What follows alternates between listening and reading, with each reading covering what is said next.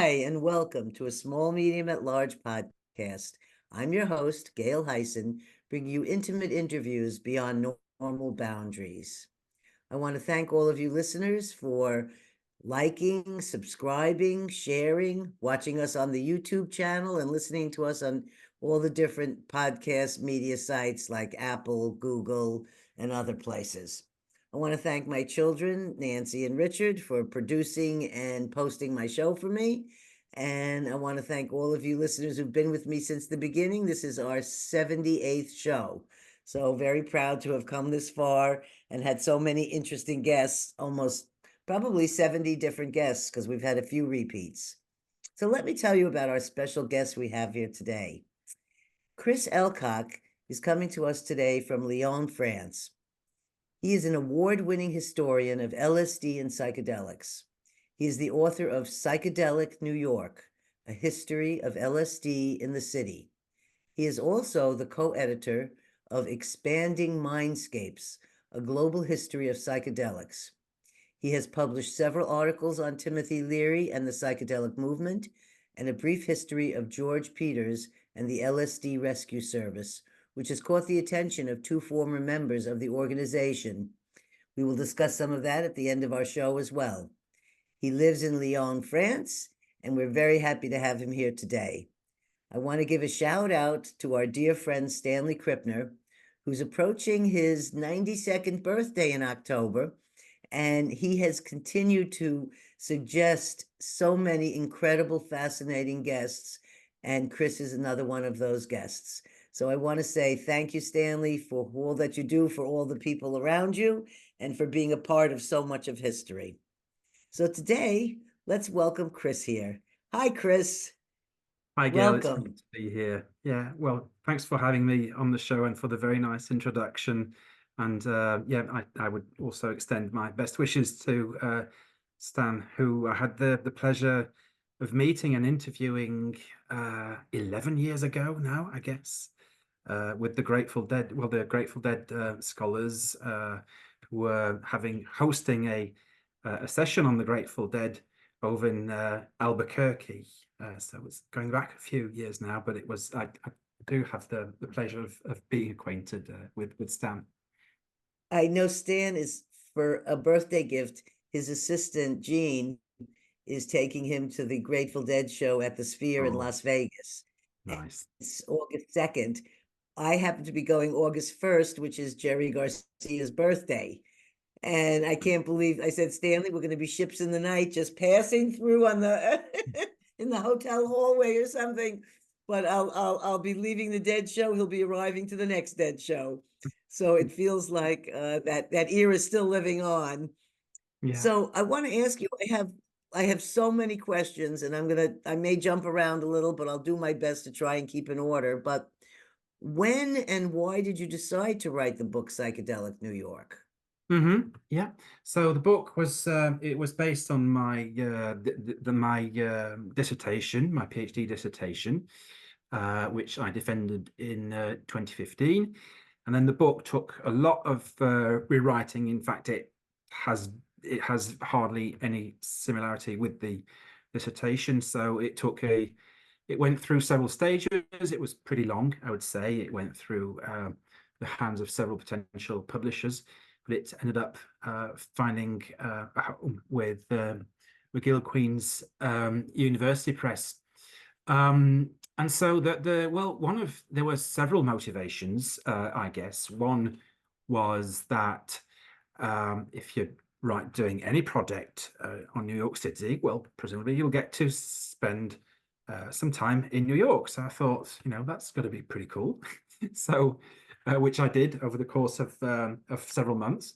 But purely from a historical perspective, I guess when we think about the psychedelic 60s and LSD and the psychedelic movement, we tend to think a lot more about the West Coast and California. And it seemed to me that New York would be a really interesting place to focus on as this really this towering metropolis that has so much influence all over the world. And of course, it's a place which is home to this really unique jazz scene, the world of the arts, but also media, advertising, and so much more. And so initially, if I'm totally honest, I chose to focus on New York just because I wanted to do something a little bit different, and because I thought it would be a really interesting place to research. However, the more I researched it, the more I thought, wow, this is, this is actually, you could make a case that this is where it all started, and certainly not just for well, so you think about California, think about the rock bands and all the light shows. Well, New York also had some very talented light show artists who connected with various aspects of the artistic underground.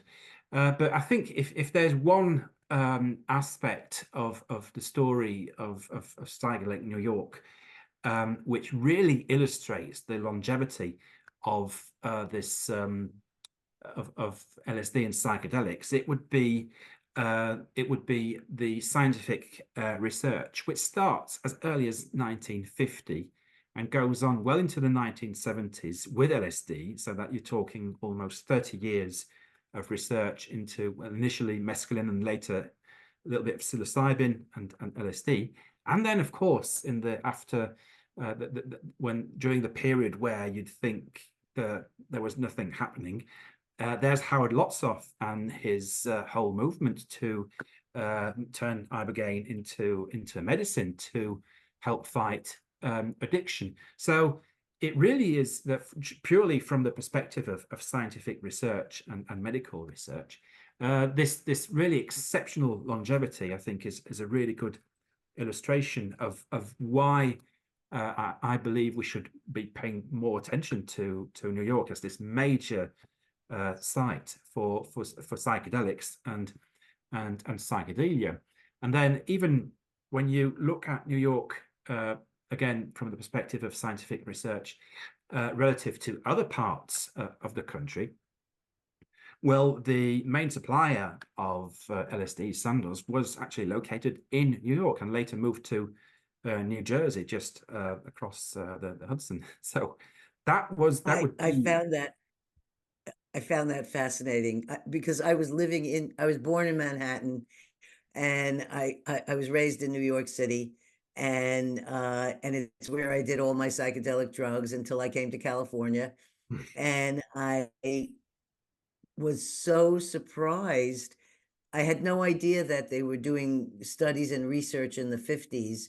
And was Jean Houston involved at that time, or did she come on later So at that? Because that also surprised me. I didn't know she was involved in that from way back yeah, when. yeah, I mean, and you I could be. learned so much in your book. Yeah, you're right. And you could be forgiven, Gail, because Jean Houston has had she was, she's had such an incredible career. I mean, over the course of several decades, and that's almost, you could say, a footnote in her when you look at her Yes. career. But Jean Houston arrived, got involved as she was still a grad student, and she got involved in the late 50s, early 60s, as I recall. And she was coming at it from a Jungian perspective, and she actually very, very quickly, she only had a few psychedelic experiences, but she seemed to understand the intricacies so well that as a grad student, she was on advisory boards, and she became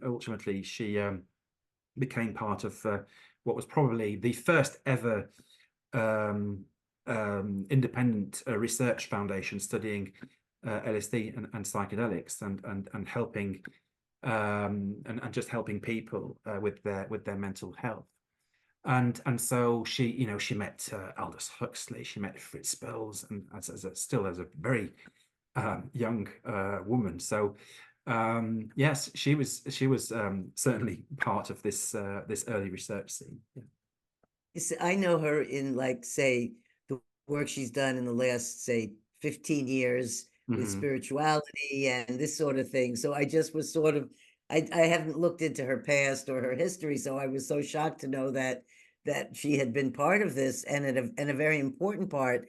In fact, you have a quote here that she Hmm. has, you have in your book that she said that was a quote from Huxley that I thought was such a beautiful capturing.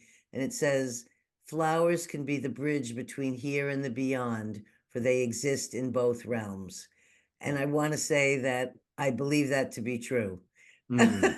Yeah, yeah. That's Because I textbook. had a Sleep. near, yes, it really very, I thought that was a beautiful quote to capture. Right. So, so she was very helpful in this, and also was she also one of the ones who first started explaining that setting was very important, or was that a different? Yeah, that's a good question. She would be amongst the early psychologists, certainly, paying attention to, well, for instance, one thing she'd like to do was place small objects on the table so that the patient could interact with the objects, right? And so Yes. then and she would ask the patients to just to basically spend time with those objects in order to trigger kind of a train of thought and to help a That biographical sounded material emerge. that sounded so much better than the ones I was reading about, the stories when the clinical studies where the person was sort of almost like in a hospital room or something with the windows closed and the blinds down. And I kept thinking to myself, I don't know how, I think I would have lost my mind if someone gave me a psychedelic drug and locked me in a room with no windows and Yeah, no plants and no nature. yeah, So I was so glad that it seems that she was the one that was saying, no, I think we need to do these things like the objects and other things to yeah. enhance the experience. So Um, I don't know that she was the first therapist to do this, but yeah, I think you're right. Now, come to mhm, think of it, she would have been amongst the first, and even before Tim Leary and his crew. They are often it's we often think about Tim Leary and his associates as the ones who popularized this notion of set and setting. mhm. And to various extents, I think that is true. However, the idea that you should be paying attention to the environment in a much more rigorous way and think very carefully about where the patient is going to be taking a psychedelic drug. I think, yeah, I think you're right. It could well have started with Jean Houston, and certainly, yes, you're right. She was Certainly shocked that group how in that people time. could be locked up in those very cold, drab clinical settings. I I have a, I guess it's a personal question, but have you always been interested in psychedelic drugs? And have you yourself experienced any of them? Uh-huh. Yeah. So, After all your reading, I was ready to take a trip. I so, um, well, I would say. It's so that's an interesting question. But I sort of belatedly got into the history of psychedelics. I was coming at it more from initially I was reading a lot about the history of the counterculture and Mhm, um and so I was coming at it from the perspective of a the more political question, right? So that this idea that how if something is wrong with the system, what do you do to change it? Is it radical politics? Is it petitioning? Is it writing letters to your, or do you? And this is where I was thinking about those questions. I was still a grad student and thinking about doing a research project on more on the counterculture and looking at contemporary examples of the counterculture. And then I discovered, I guess, Martin Lee and Bruce Slane's Acid Dreams, which is now a classic. It's the book that discusses the CIA's involvement in mind mhm, altering research and all the scandals. And as I was reading it, and I then discovered Tim Leary's work and thought and the psychedelic movement, and I thought, now that's a really interesting way of looking at this question, right? What happens if each individual turns on and reforms from within, and then the sum of those parts creates a new society. So that was my angle to come at this history, and so. And to answer your second question, I'll briefly answer yes. Although I always separated both, both aspects. Obviously, it was one thing that I noticed very early on is that the field of psychedelics in general is highly politicized, and I think it always has been. And you go back to the 1960s and all the controversies surrounding surrounding medical research, but also Tim Leary, the psychedelic movement, and non-medical use. And today you see contemporary researchers trying to move away from there. So I was always very careful not to bring in my own personal experiences into this history. And so I've tried my best to have a critical approach to this history. But if I'm perfectly honest, it's also been a great opportunity to meet some wonderful people who lived through the era, and it was really it was very satisfying, you could say, to give them a much clearer voice and sort of tell their own story. I'm reading your book and I'm thinking to myself, I was living in New York when this was going on, but I did not know any of this thing. I mean, I was finding out from you that it was the upper middle class that was the wealthy, or these, and I'm thinking, I'm hanging out in Bound Park, New York, where I can get any drug I could possibly want in 1969. And I'm on my way. I'm leaving a therapy session in Manhasset, Long Island, and I'm with my best buddy Ricky, who's 5 years older than me. I'm 14 at the time, and we dropped mescaline on the Long Island Railroad. Going into Manhattan, having no idea there's no guide, we've read nothing. We've just seen all our friends tripping in the park, and everyone says, oh, it's great, do this. And we dropped mescaline, which was my favorite of all the psychedelic drugs. Oh, okay. And I'm with Ricky, and when I look back now at what we did, that we were at we were on 42nd Street, we were at the library, we're going in and out of stores, and we were on the train when it was rush hour, packed with people, things I would never do now or ever again. But in that state, somehow we were just like in a bubble. It was like we had a bubble around us and we floated through Manhattan, floated on the train, got back home, and had this amazing, wonderful experience together. And I have a picture of myself somewhere in a Nehru shirt with a peace symbol on, laughing my head off on mescaline. And when you described the head shops, I was having a flashback. My Oh, wow. senses all returned. I was smelling the sandalwood incense. I was the ridiculous overness of it, where things weren't necessarily in order and there was stuff all over the stores and you were looking for your candles, or I was buying wind chimes, and you just took me back and I just enjoyed it so much.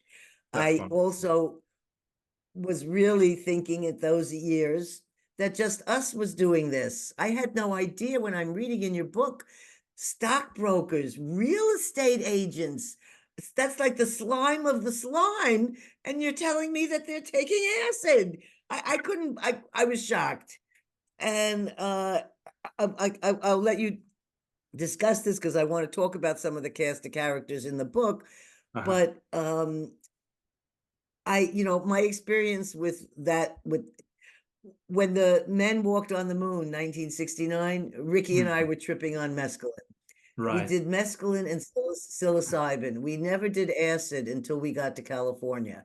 But Okay. in New York, and I'm thinking this must have come from the New Jersey lab. Where did all the psilocybin come from? Where did the mescaline come from? And I'm thinking, anyway, so I felt like you were telling me about my history, and I really enjoyed finding out the information that I didn't know because I was too busy being a teenager and, Right. and tripping on mescaline and psilocybin.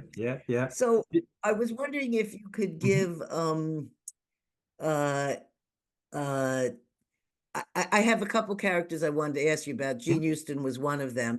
Yeah. But were there characters when you were writing the book that you felt either an affinity or felt that they stand out for you? Was there Mm. somebody there that you'd like to talk about?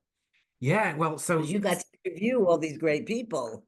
yeah, no, well, so the so in terms of people I interviewed, I can say a few words about people I interviewed, but I guess going back to, you mentioned real estate agents, right? And I guess right, there is one character in the early 60s. I wouldn't say I don't feel a particular affinity with him, but I thought this man in a sense is almost, I wouldn't let's say necessarily a symbol of this book, but just illustrates in a really surprising way that LSD and psychedelic was reaching all four corners of New York City, including high society.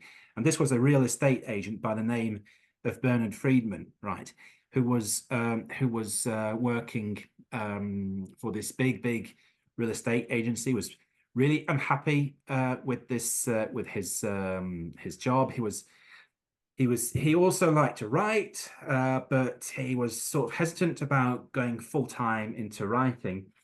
And then, lo and behold, he bumps into Tim Leary, who by around that time is interested in seeing how people react to psilocybin, and so the two meet. They're hanging out with high society, and Bernard Friedman has several very vivid psilocybin experiences, including some ways playing the host, right, inviting like a lot of people, having this fancy jazz band and entertaining. And there's a lovely moment, I think, in his memoir, where under the influence of psilocybin, he says, I just stopped playing host and I just went with the flow and stopped socializing and introducing people to one another. It just went beyond me.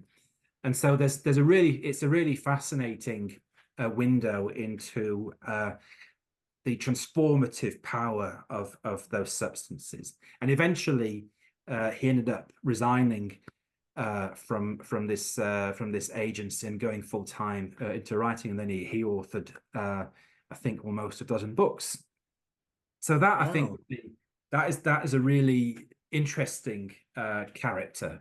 But then in terms of the people I interviewed, um, well, I interviewed Stanley Krippner for this book, and that was a really lovely interview. And he told me about he told me about the time when he went up to Harvard to try psilocybin with Tim Leary. But I guess then there were two. Well, there's two people who I had the chance of interviewing. One was Ed Rosenfeld, who unfortunately passed away a few years ago, and we had this wonderful interview. I think it only ran for 1 hour, but the interview was so good that I ended up writing a full transcript of the interview and publishing it in this academic journal because it had so many funny anecdotes. And Ed was somebody who actually set up what was probably the very first psychedelic church in a major city, right? The Natural Church, going back to the first part of the 60s, and long before Tim Leary thought about legalizing, let's say legalizing, in a sense, the psychedelic experience by invoking the principle of freedom of religion. Ed Rosenfeld had already established this link, thinking, well, if I can incorporate as a religion, then I should be protected by the principle of freedom of religion. It didn't quite happen that way.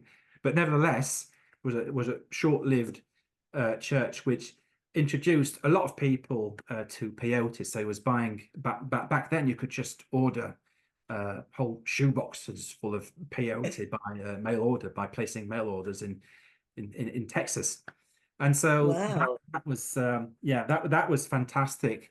But I also had the immense pleasure of spending a fair bit of time with Isaac Abrams, who I think we could describe as the grandfather of psychedelic art in a sense. You know, his Isaac has had this amazing career. You're talking starting in 19, I think he started drawing in 1964, 65, I forget, and he's still, you know, he's still there today. He's still here today, and so Is I he the was a chat. father of psychedelic art? Was he the first person to do psychedelic art or make it known that, in having a show or something like that? I don't Right, know anything about it.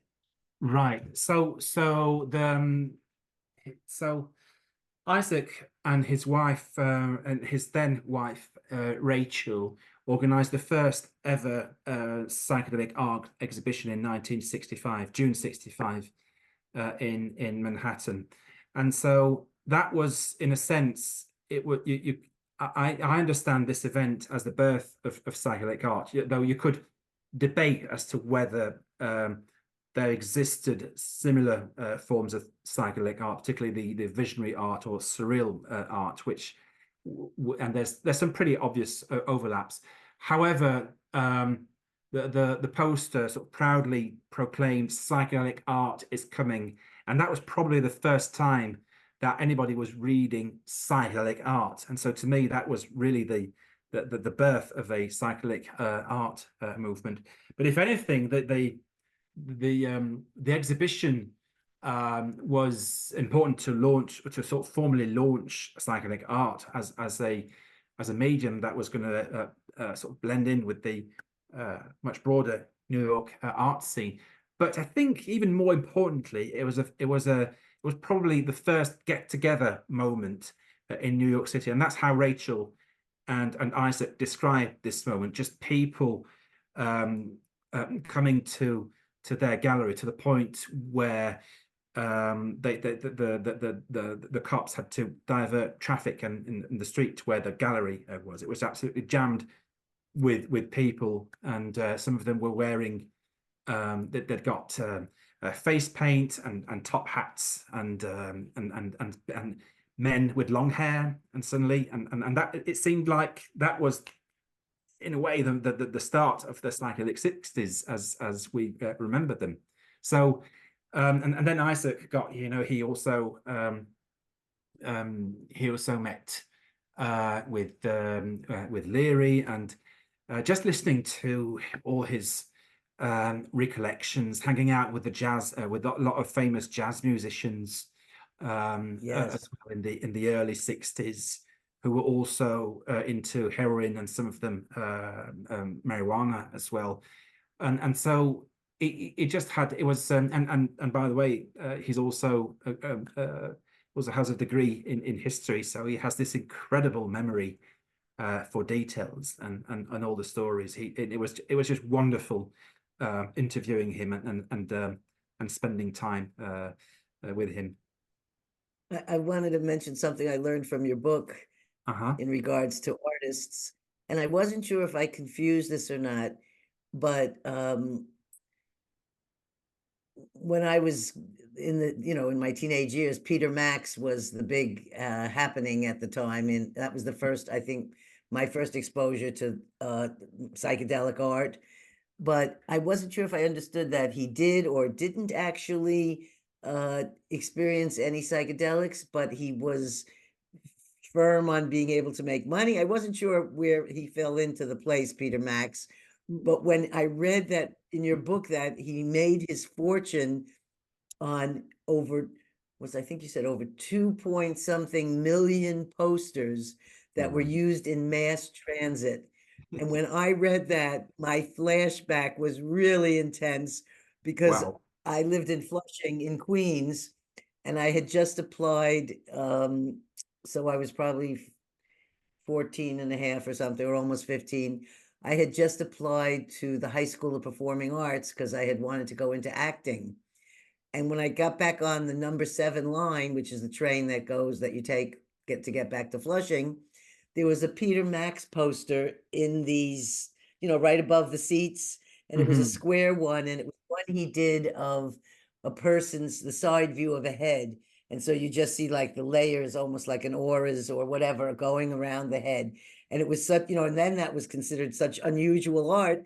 So I Hmm. stole it off from the train, and I had it for years.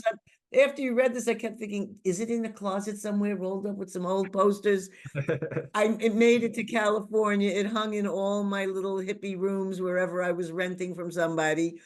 And to reread about it, it was just I just wanted to thank you because it was a great Yeah, memory that I had. yeah, I wouldn't have even, you stimulated the memory of it reading about him. So what can yeah. you tell us about Peter Max and his role in the psychedelic movement? Um,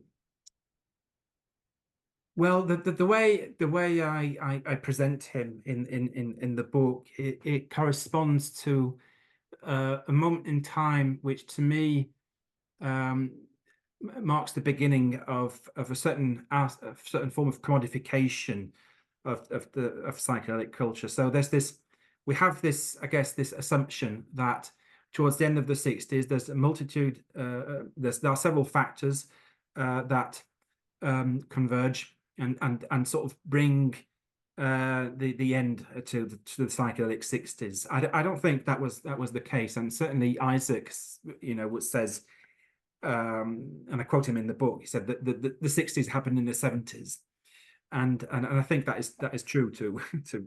I agree. Well, I have that here. If you didn't mention that quote, I was going to. Yeah, Because well, when I read that, I said, yeah, that's exactly true. yeah, Everybody says, oh, it was the 60s, but it was really the ends of the 60s and the 70s. yeah, But the 70s got lost in the story. yeah, yeah, yeah. Great And quote so from him. so I think that we get this idea that so we get a lot more drug casualties towards the end of the 60s, so and including young people. That is partly due to the misuse of LSD and psychedelics, but partly because you get all sorts of really nasty drugs, and with the prohibition of LSD and psychedelics, you start to see bathtub acid, which could have contained all sorts of really nasty chemicals. So that the negative reactions Fine. could have been due to a number of factors. So it's hard to say. And then obviously there's a big there's a crackdown on Leary and Kesey. Then later there's of course Charles Manson, which seems to signal the end of psychedelia.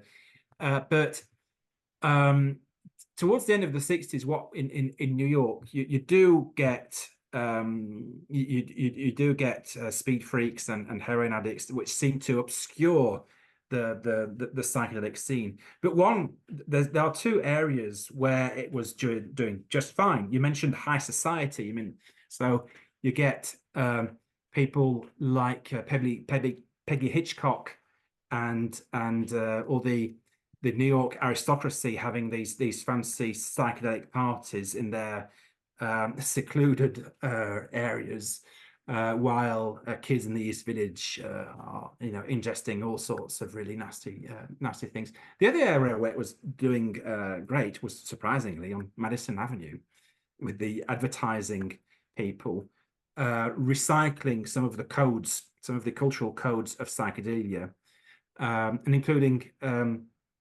Peter Max. Peter Max would be, so as far as artists go, he was certainly the most successful psychedelic artist, but he was also someone who understood, I think, the commercial potential of psychedelia. So I mean, I'm sure Isaac Abrams would have more to say about Sir Peter Max than I would. Isaac stayed true to his art over you look at his art over the past decades. it's pretty. You see the similarities with where he started, and so Peter Max and a number of other artists, including light show artists, realized that they could just make a living out of from their art. And I think ultimately what this tells us is that psychedelia as a culture had become so prominent in a country like New York that, well, there comes a point where even even the advertising and marketing sector will have to sit up and listen and think, hey, here's a way of so there was a brand of vodka saying I forget it was turn on with our drink, or whatever it was, some using Timothy Leary's slogan to sell perfectly ordinary commercial goods. So I think ultimately that would show just how big this culture had become in New York. I thought reading about those and the different slogans or things they were coming up with to be able to sell a product, or that they realized they needed to put in after they showed light shows or something, said we need to add things to our ads and our commercials to Yeah. make them more like that. I had no idea that that was a psychedelic effect, and how that was another way that it affected all of us. And we were enjoying those commercials. They were so good. So, what was, I've got more, I have so many questions here, but what was the role of the CIA in the experimental research in ESP and parapsychology? What was going on? You write about that, and I was Yeah. wondering if you could share a little bit about that with our listeners. Yeah. So briefly, because I don't have that much info on it, but I'm happy to discuss it because I think it's super interesting. So the way going back to your initial question, Gail, of why New York and not another city, I think there were so many factors which helped a number of different circles become interested in psychedelics. So in New York in 1952, you have the inception of the Parapsychology Foundation, led by Eileen Garrett and Francis Bolton, and so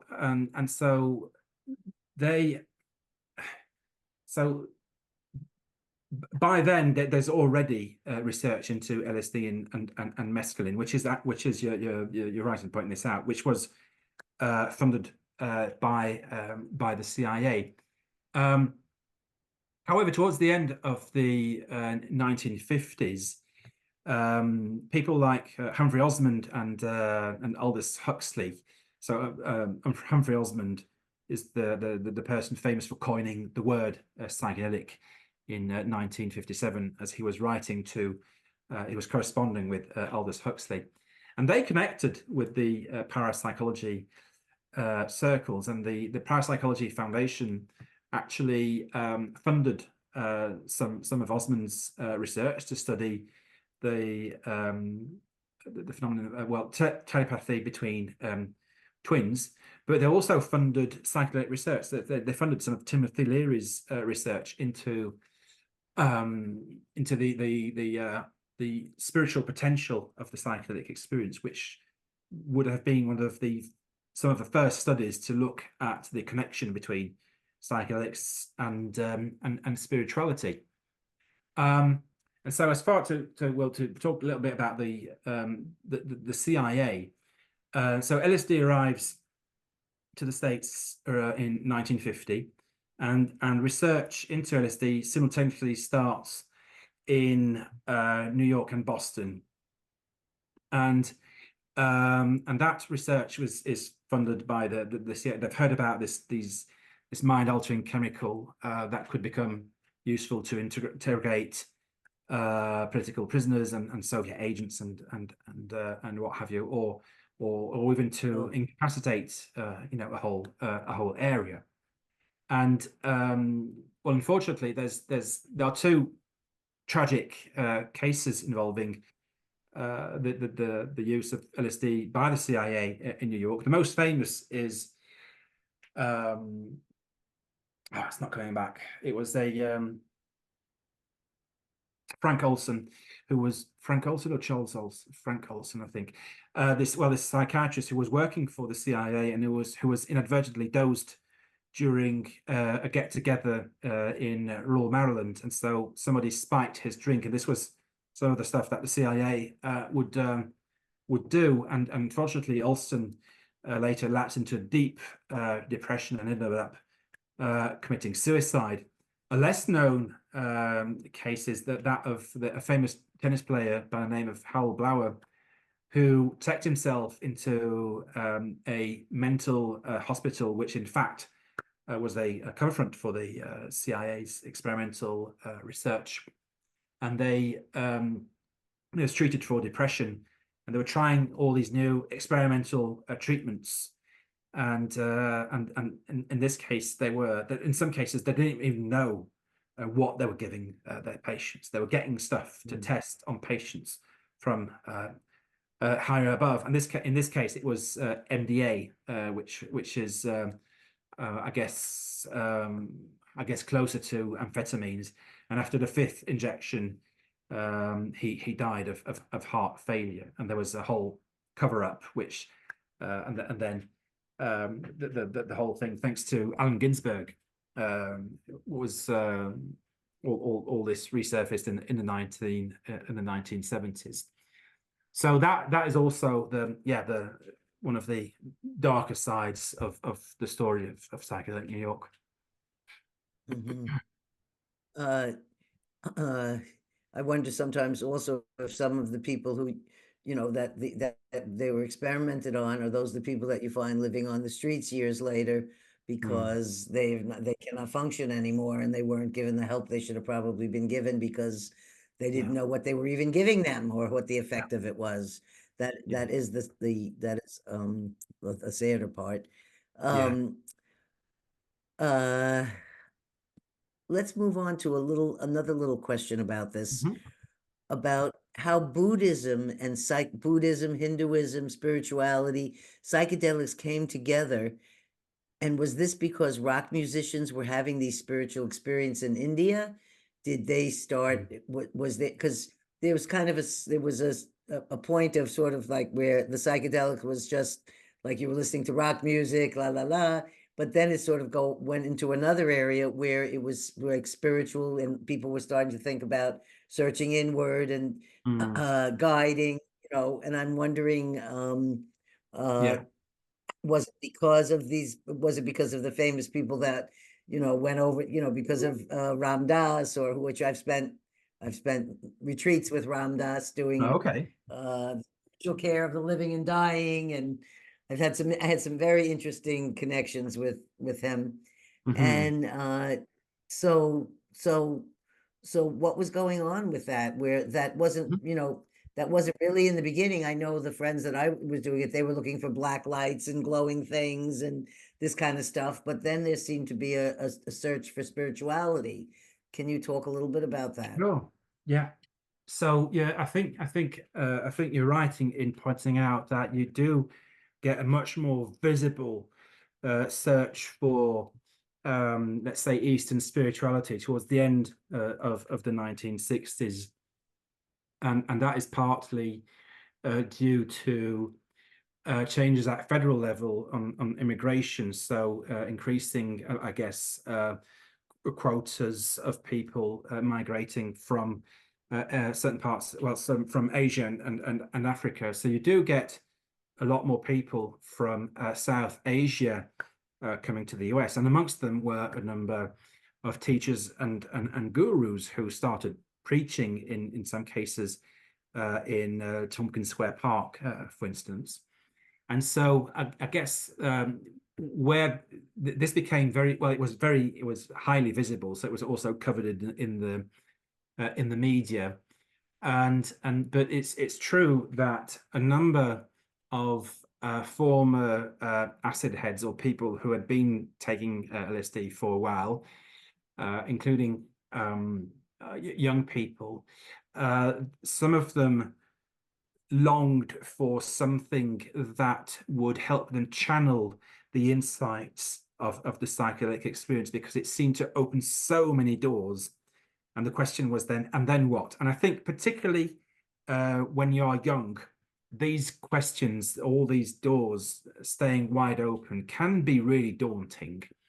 And so it seems to me, based on the research I did, that most the mostly young people were joining these new religious movements with these teachers from India, and I suspect it has something to do with their age, because they were, you know, after when you turn 25, your brain has reached maturity, so it can be you're still developing as an individual, and your ego is still developing. So all this, and this is, by the way, this is something that Gene Houston pointed out.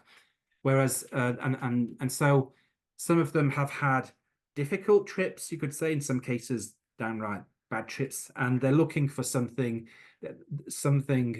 possibly more meaningful and less dangerous, right? Of course, back by then, by the late 1960s, you get I mentioned bad quality LSD, but also all sorts of really nasty drugs. So a lot of these gurus basically promise to stay high without the help of drugs. So that's why so many of them joined those movements and then traveled to India. However, there are other reasons why we see this exodus towards the end of the 60s, which is if you look at the earliest bestseller on psychedelics, and that's The Doors of Perception. And Huxley, when he published this in the early 50s, he looked at the psychedelic experience from the perspective mostly of Hinduism. So what we see is a lot of readers discovering psychedelics, hearing about the mescaline experience. So some of them would simultaneously be discovering psychedelics and Eastern spirituality. And in New York City specifically, Buddhism had been present as a spirituality since the 1920s, and well into the 1950s, you get the first Zen institute of the whole country in Greenwich Village. So people are already studying Zen. Then, of course, you get the beats. People like Jack Kerouac, Allen Ginsberg, and Neil Cassidy, who start studying Zen, and they they associate it with freedom. It's all about freeing yourself from the constraints of post-war America. And so I think the combination of all those factors leads a lot of, naturally drives people to discover Buddhism and in some cases and Hinduism. And there's a moment in my book which I find really fascinating, of this I think it's this filmmaker, I believe, who has this peyote trip, and during the peyote experience he has this really vivid vision of being picked up and embraced by the Buddha, right? And you think, how is that possible? Peyote is a Native American plant, and I think that's a very good illustration of how prevalent Buddhism was at the time. And then, of course, Tim Leary, Ralph Metzner, and Richard Alpert, later Baba Ram Dass, the psychedelic experience, which was based on the Tibetan Book of the Dead. That also introduced a number of people to Eastern spirituality. And then when Leary gets arrested in 1965, he claims that he's a practicing Hindu and that his use of marijuana should be governed by the principle of freedom of religion. So I think all those factors, if you put all of them together, I think you get one explanation as to why Eastern spirituality seemed to be the go-to when you needed something to channel this very complex and sometimes disturbing experience. I remember a story that Ram Dass shared. We were on a 10-day retreat up in Oregon, and it was about, I think, the spiritual care of the living and dying. And he decided, after having this, the way he said it, I'm not going to be perfectly quoting it, but it Yeah. had to do with that he was taking all this acid, and he thought his teacher, Neem Karoli Baba, should try this because of what he was experiencing. And I think the story goes, he gives Neem Karoli Baba, I don't know, 1 hit or 2 hits, I'm not sure, of acid. And Neem Karoli Baba says, nothing happened. Like he just was, he said, I'm in that kind of state. I don't, not that he seemed to have, I don't know. I find that amazing to imagine, because I've never even had a hit of acid. I would have a quarter of it was just, I was too sensitive and it was just too strong. The Mm. acid that we were doing, that I did in Golden Gate Park in 1970, I think it was Orange Sunshine. Oh, yeah. Well, It was nothing. I mean, I did a crumb of it. yeah. It's nothing like the acid that I know the young people are doing today. Oh, no Because when I've comparing. seen some of them, they're telling me that they're doing this and this and this, and I said, and you're on acid? How could that be? Because when I'm thinking what we were like on acid, you couldn't do those things. Yeah, yeah. And that's made me realize it must be much minor doses of what we were getting back then was not what's happening now, which I think is good. Because it was way too strong. But I then, for me as a teenager, it was more of a spiritual, I was like talking to dead people and things, and my friends weren't really understanding and thinking I was like crazy or something, when I was going on like a different path in the Mm. psychedelic experience when I was having it. And it wasn't so much about the music for me as it was the experiences of who I was contacting with my eyes closed. Mm. And and I was glad it was Golden Gate Park for my first, you Yeah. know, when I think of it, I just felt like reading your story. I felt like I fit in with the timeline. Then I went to California. That's when you did the acid, and you have been answering some of my questions. So I won't have to add 18 questions here for you. I won't have to ask them all, because you're answering some of them, especially about certain people. Uh, I was reading also, I had to mention I was telling you earlier about a friend of mine, Jean Millay, who was really one of the Yeah. first light shows for the Grateful Dead. Hmm. Well, um she had her goodbye party at my house, Uh-huh. and I had just had to share that, like, people in your book have all come to my home. So Tim Scully was here, and Ann Oh, right. Shulgin was here, and Anita Yeah. Hoffman was here. So I fed all these people. And of course, Stanley Krippner many times. Yeah, yeah. And I just felt like, just to be able to read about these people, and they were in my house also, it just, makes your book even more personal to me. So I read this one part that I have, there's a couple things here that now I'm jumping around a little because I'm getting to my Hmm. other last questions, and we're at our hour. So I'm going to finish my questions. Um, you write about Mayor Lindsay. And I'm like, I can't believe he's writing about Mayor Lindsay in the book, and how I didn't know that Mayor Lindsay would shut down Central Park, all the streets, so that people would have a real experience of being together in a nice natural setting, and that he was doing things to create, music and art and cultural things. And Hmm. I met him when I was 13 at a Flushing Vietnam War protest rally. And I ran Hmm. up to give him flowers, because I was a flower child, of course, then. And he kissed me, and it was on Oh, it was in the news, in the Daily News, a picture of him oh. kissing me at the podium, and me presenting him with these flowers. And then I'm reading about him in your book. So I felt like that's why you can I'm not trying to bore my listeners with my stories. We want to hear you, but you brought up so much memories for me. Yeah. And I just wanted to share that about Mayor Lindsay. Mhm. And I didn't know if there was anything you wanted to speak about him, because you do mention him being a role in certain situations in New York City then.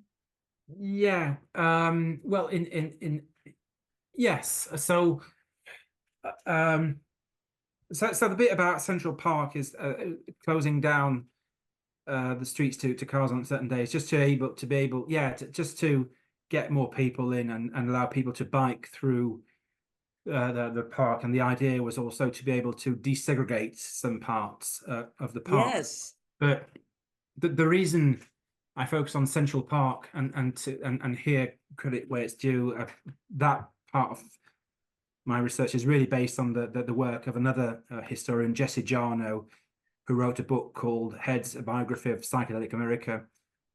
And so when I do discuss Central Park, a fair bit of it is based on that book, which is great, by the way.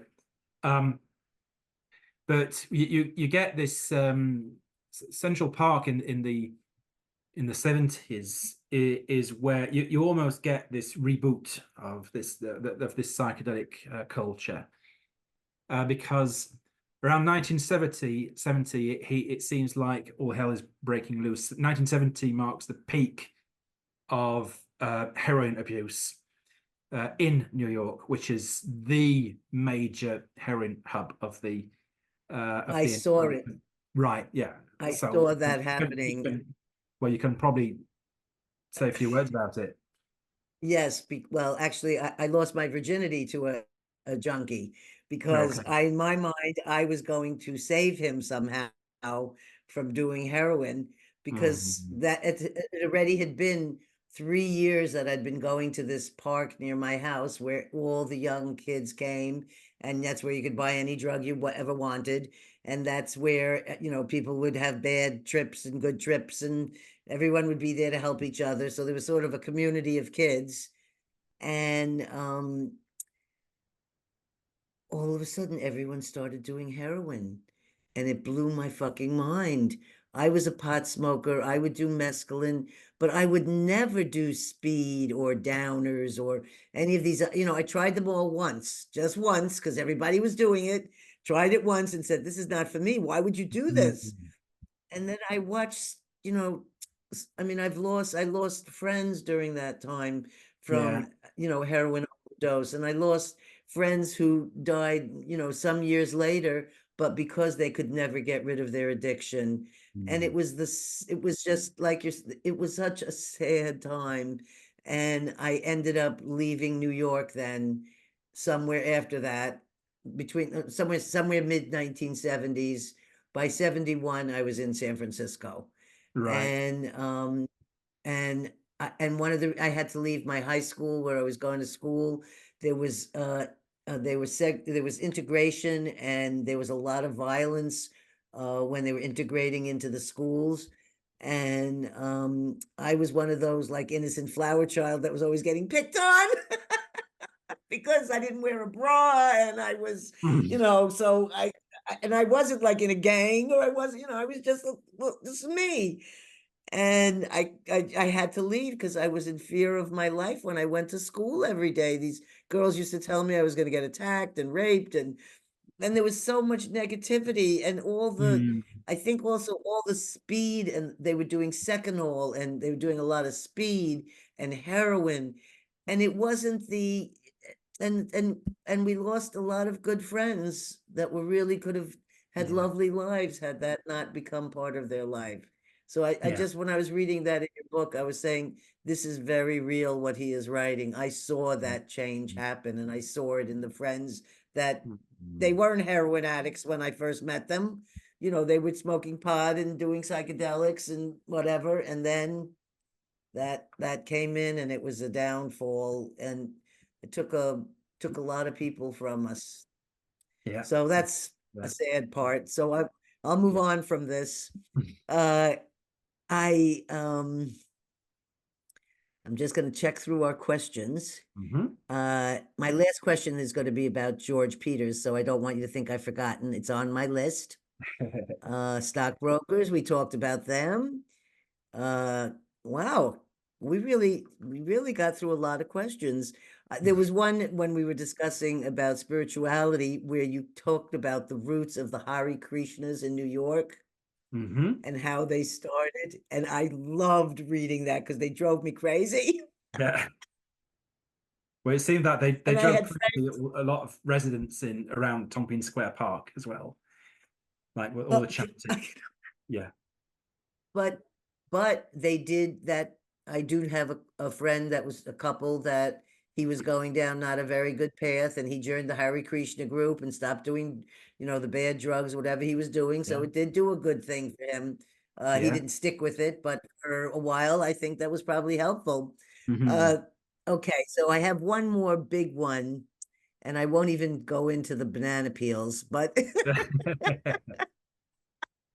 which I remember that whole scene happening. You And do, it was yeah. only to reading your book that we never knew how you were supposed to smoke the banana peel. Well, So everybody's like trying to figure this out, and nobody knows what they're doing. And then I read in your book, I think if I say it incorrectly, let me know. But the banana peel was scraped out, and then they would smoke the inside of that, or dry you'd it, I mix, guess, a little, and then smoke it.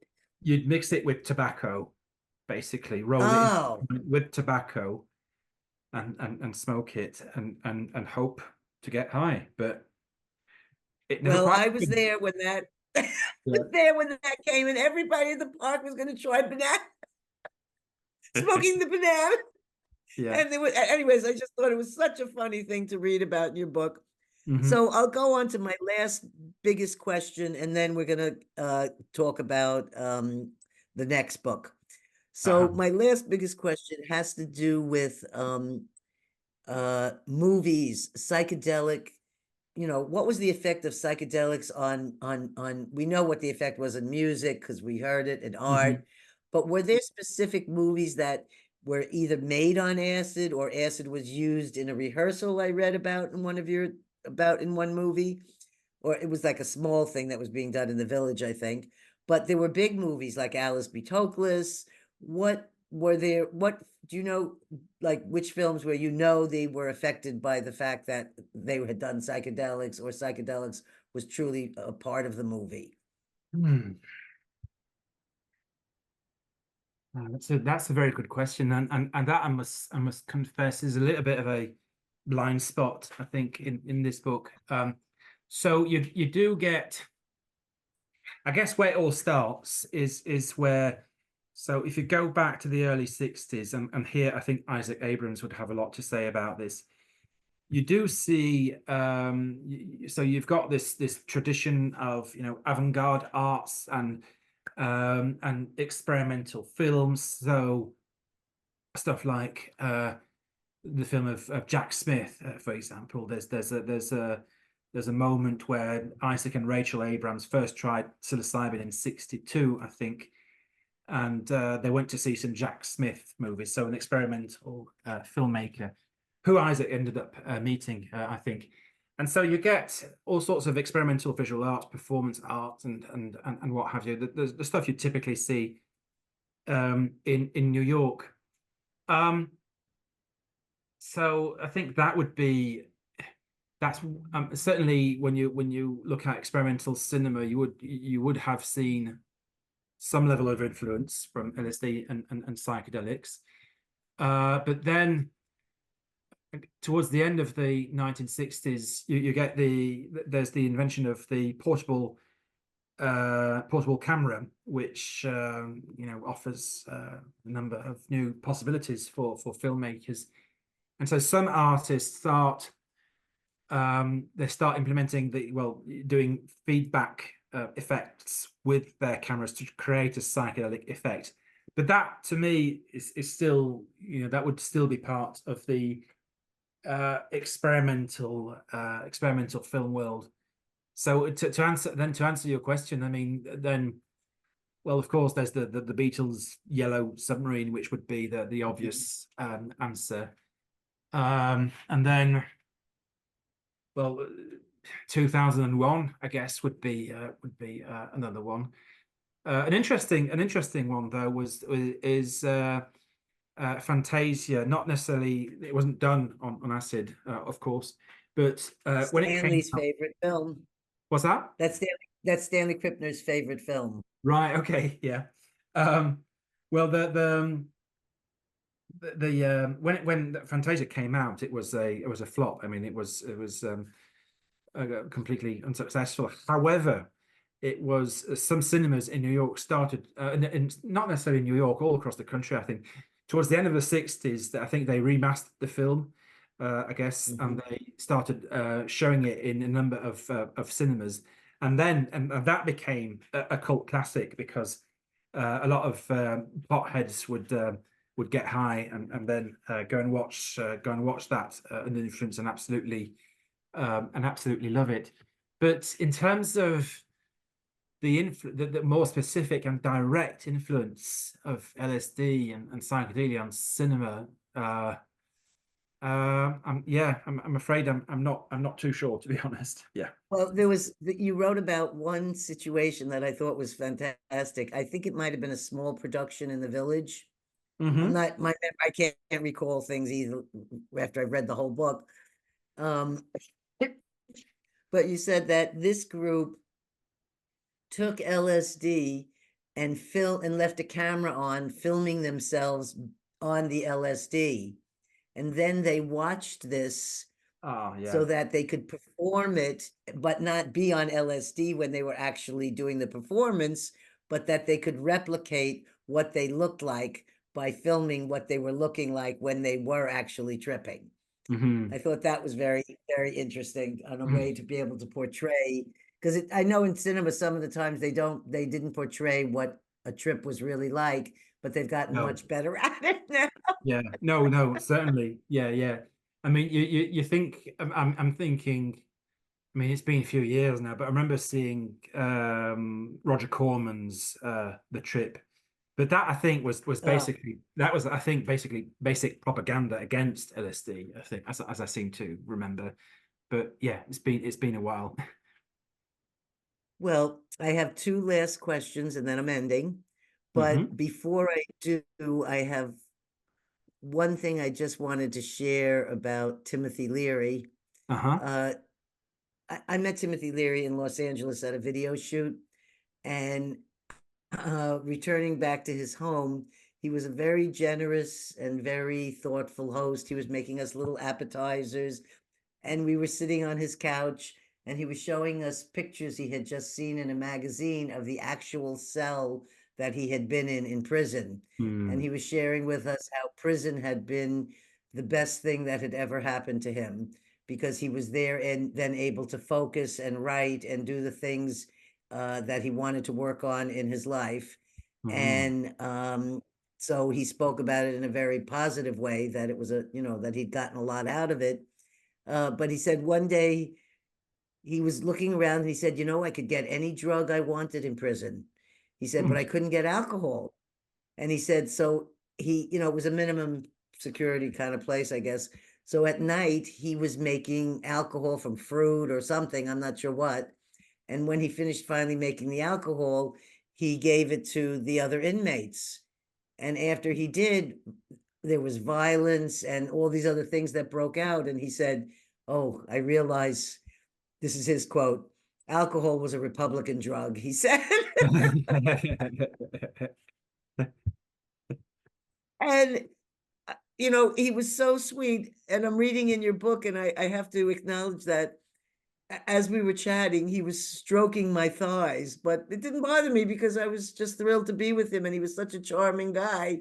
But I Mm. could tell he was a charming womanizer. Oh So yeah. when you do mention that in the book, I want to say, even in his last 2 years of life, the day that I met him was the day he was told that he had a cancer that would not be able to be Mm. cured, and that he was Hmm. on the path to the end of his life. And yet Hmm. here I meet him on that day, and he was nothing but gracious and happy and joyous and very welcoming to us. Yeah. So I just felt I just had to share that little bit about him. Yeah. And um, I didn't know if there was anything you wanted to speak about Timothy in your research. And Hmm. then I'll ask my last question. Sure. Yeah. Okay. No, I don't think I have much to add. So you mentioned Tim Leary's last years, which I'm less familiar with, to be honest. But I'd say that he's a very you could say that he's a very polarizing figure retrospectively. I Mhm. think that um, he we still wrongly, I think, put all the blame on him for ending research into psychedelics, and I think he was a very easy target. I'm sure that a lot of people were annoyed by him, and that he had this really, was really this towering figure above the psychedelic movement, and I'm sure he pissed a lot of people off. But I think it's inaccurate to. I think it's wrong to blame him solely for the end of psychedelic research, as if he'd been bringing all this negative publicity to LSD and psychedelics. In fact, there's the main reason for the gradual end of psychedelic research in the 60s and 70s in the US is related to the problems of psychedelic research, which when you're trying a drug, when you're doing clinical research into a drug, you need to be able to measure the impact on the people who are trying the drug. So tell us about Timothy Leary, if there's anything you'd like to share in the discoveries you had on the research with him. Mm-hmm. Well, nothing entirely new. I'd just like to say that I think that what I was talking about, the politicization of the field of psychedelics in general, and I think Timothy Leary is a very good example of this politicization, because I think he has been blamed almost, showed a lot of blame for the end of psychedelic research, and I think it is unfair. It is unfair to some extent because there's a much more simple, in a sense, and scientific reason for the end of psychedelic research in America in the 1960s. What you see around the 1960s, and there's a very good book that discusses this by Matt Oram called the Trials of Psychedelic Therapy, which shows that you see a gradual decline in the number of clinical trials into those drugs throughout the 60s and 70s. And the reason for this is the thalidomide scandal of the early 60s, when this new drug, which was supposed to help pregnant women fight morning sickness, gave birth to these what were known as thalidomide babies, who were born with an extra limb or no limbs in some cases. That in 1962, the FDA, this caused the FDA to change the research protocols. So, so you were finding then that a lot of people have pointed the finger at him over the years, and that's really, you were saying that you were not thinking that was actually fair. Is that right? Yes. Yeah, so to some extent, I think that is true. But if you look at the end, the gradual decline of psychedelic research in the US, I would say it's more due to, like I said, there's a very good book by Matthew Oram called The Trials of Psychedelic Therapy, which shows that in 1962 you get the thalidomide scandals of leading to birth defects.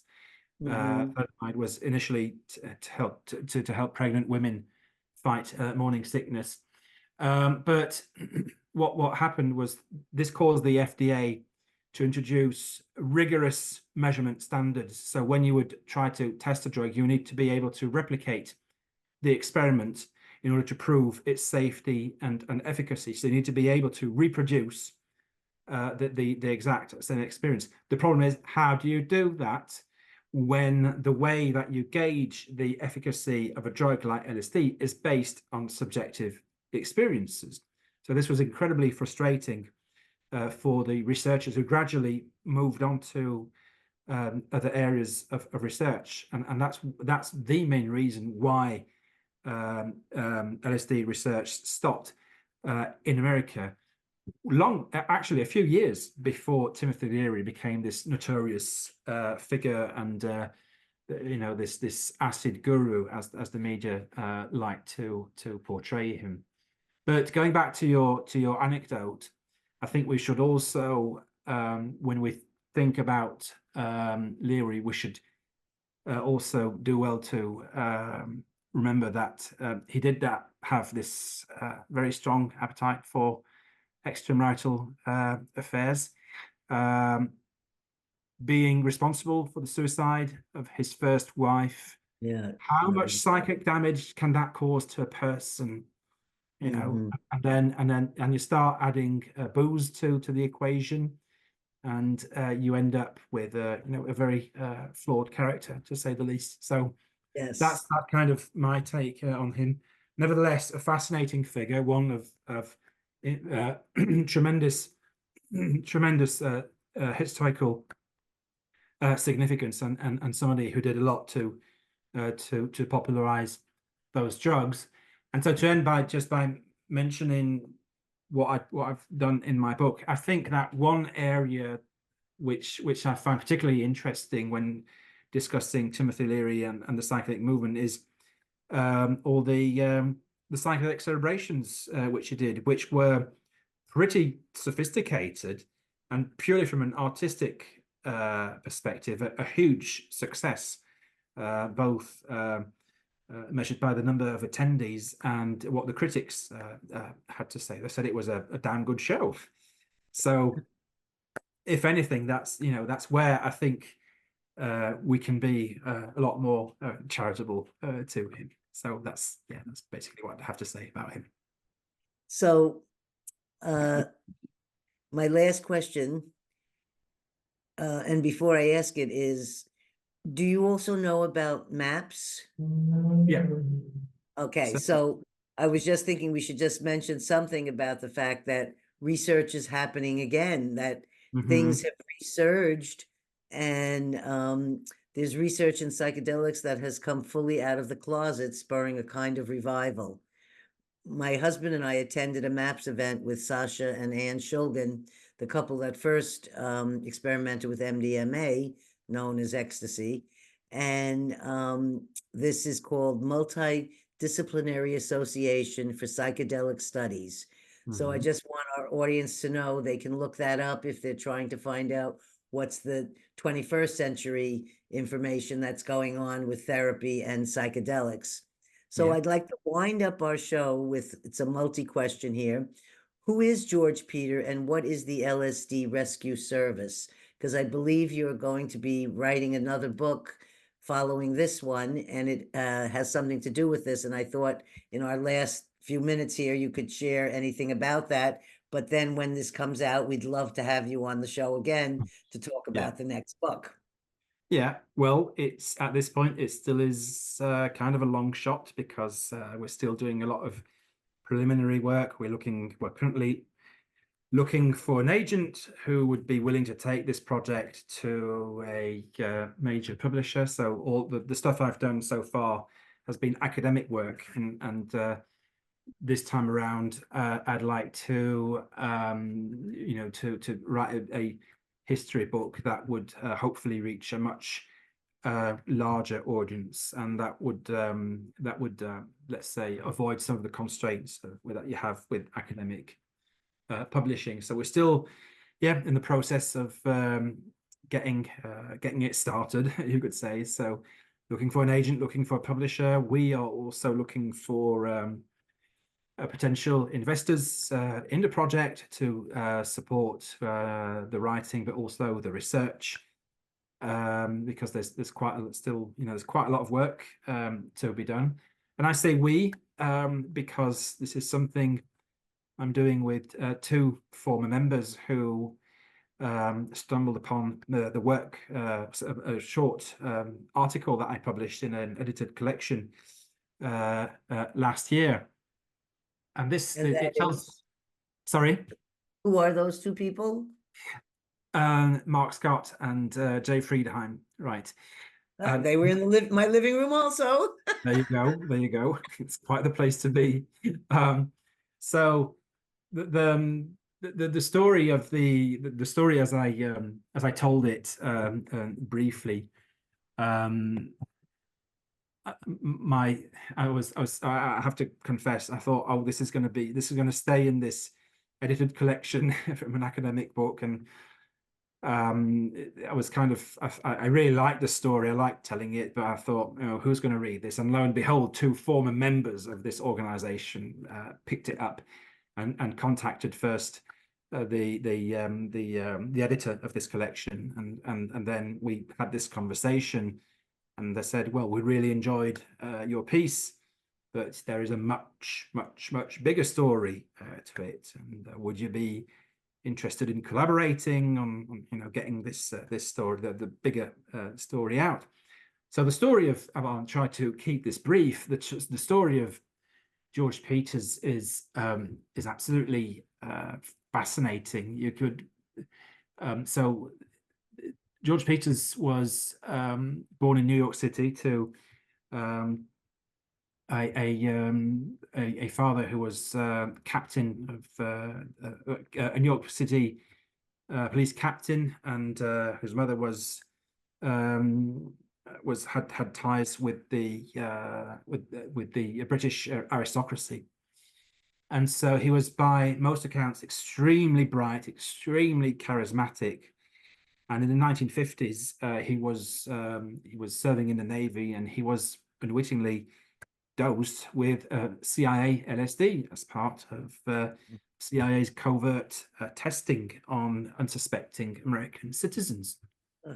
And so in the 1960s, he was once again approached by somebody who turned out to be working for the agency, and who basically promised to support him in exchange for full compliance with these orders that he would give, these assignments, you could say. And those assignments involved testing a number of mind-altering drugs, which did goodness knows what to his psyche, as well as sleep deprivation and all sorts of crazy experiments.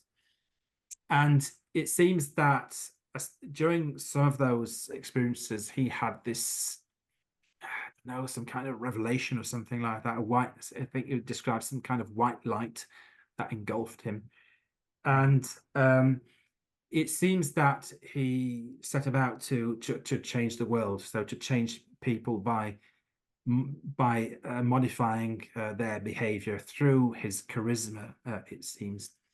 And by 1965, he had moved to Chicago, and one day he was called to a local hospital because this person that he knew was having a very bad LSD experience. It turns out that this person had also been taking some CIA LSD against her will. And it caused her to just completely lose it. Now, George had some experience with those drugs. However, the hospital staff knew absolutely nothing about this. They'd started to hear about LSD in the media. They'd started to hear about Timothy Leary and about bad trips, but they had no idea how to treat this. And so George Peters simply said, well, you just need to give her this tranquilizer and she'll be fine, and then I'll sort of talk her out of it, but we need to get rid of the really acute hallucinations, and then I'll just manage to reassure her and then to take her back home safely. And so this caused him to start what became known locally as the LSD Rescue Service.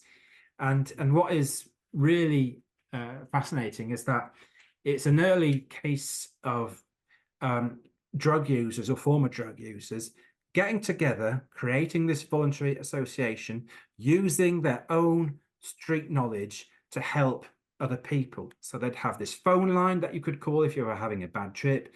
So in some cases, they would go to your place to help you to manage the experience if you were really struggling. And in many cases, they would end up giving you some kind of tranquilizer if you were really struggling. So all this to say, we're talking about a form of illegal medicine. Now, where it becomes very, when it's very hard to just untangle everything, is that a number of psychiatrists and scientists and even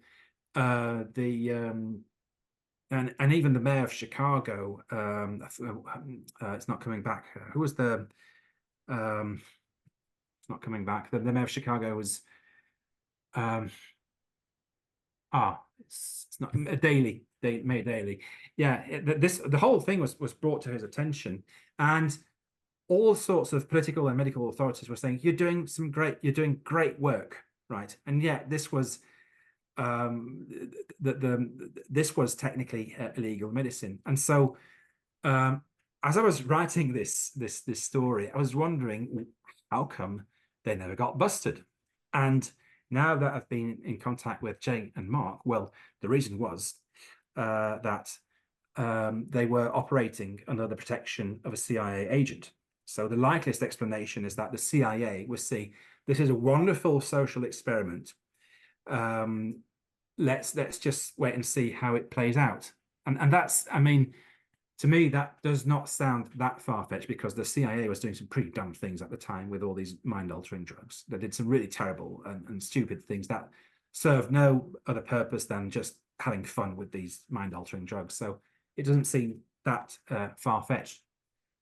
And so and then what I found really fascinating is that this LSD Rescue Service, then it started to become something much bigger. They started offering a drug rehab program.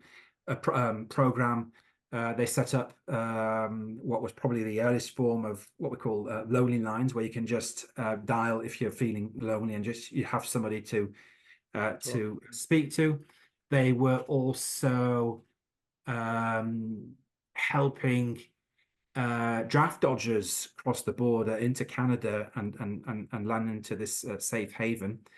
And later they moved to LA, and this is where the whole thing got a bit crazy. They initially began housing prostitutes who wanted to have more independence. At the same time, they got them stealing credit cards of their clients in order to fund the organization, and then they start peddling weed, cocaine, PCP. You mentioned Anne and Sasha Shulgin. They were amongst the early people to get their hands on MDMA, because the CIA operative they were working with was also close friends with the Shulgins. So I'm kind of rushing through so many things that Mark and Jay have been sharing with me. It's been really quite a dizzying experience at this point. But there are so many threads that we're going to be untangling over the next few months. But we think, certainly the material they've been sharing with me, I think there's a really fantastic story there, and so we're going to be working hard to get it out, and we've been having meetings on a regular basis, and they've been telling me all these amazing stories. So I think it's going to be another big trip. Yes, it sounds like a great trip, and also that you're documenting history, because when the people of that when all us baby boomers are dead, that's going to lose that information. So this is so important that you're writing these books, and it's it's something that's affecting around the world. It's not just affecting people in New York City, obviously. Yeah, definitely. So this is the point in the show when I just ask, is there anything else you'd like to share, or any bit of wisdom, or do we feel pretty complete? This is your last this is our last moment together.